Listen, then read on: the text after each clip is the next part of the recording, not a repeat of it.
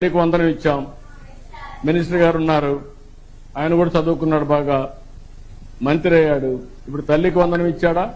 ఆయన ఆలోచనలో నుంచి వచ్చింది. మంత్రుల పనితీరు బాగాలేదు అని చెప్పి ఒకవైపు చంద్రబాబు నాయుడు వాళ్ళకి క్లాస్ తీసుకుంటుంటే ఇక్కడ లోకేష్ ను మాత్రం పొగడ్తలతో చెప్తూ ఉన్నారు చంద్రబాబు నాయుడు. ఫండమెంటల్ క్వశ్చన్ లోకేష్ ఆలోచన, లోకేష్ ఇమేజ్ ను పెంచడం తెలుగుదేశానికి అవసరము. తెలుగుదేశంలో ఒక హైరాణ కనబడుతుంది లోకేష్ ను ప్రొజెక్ట్ చేయాలి అని.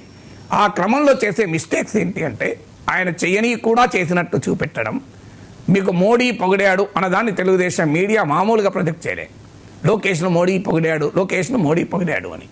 సో దీనివల్ల ఏమవుతుందంటే వచ్చే గౌరవం కూడా రాదు. సో మనం ఎప్పుడు కూడా లెట్ ది ఒరిజినాలిటీ కమ్.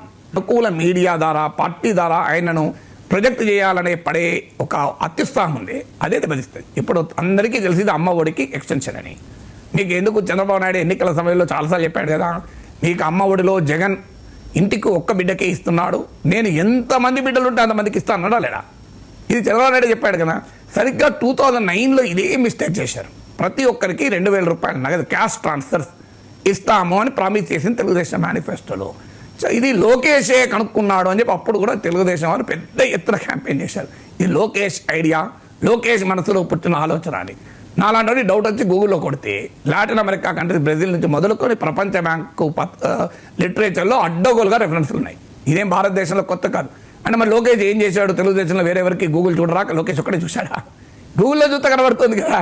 అది ఆ డైరెక్ట్ క్యాష్ ట్రాన్స్ఫర్స్ అనేది ఎప్పటి నుంచో ఉంది ప్రపంచవ్యాప్తంగా డెవలప్మెంట్ లిటరేచర్లో, పాలసీ, పబ్లిక్ పాలసీ లిటరేచర్లో ఉన్నది. సో ఇలా లేనిది లోకేష్ ఆపాదించే కార్యక్రమం చేయడం వల్ల నష్టం జరుగుతుంది.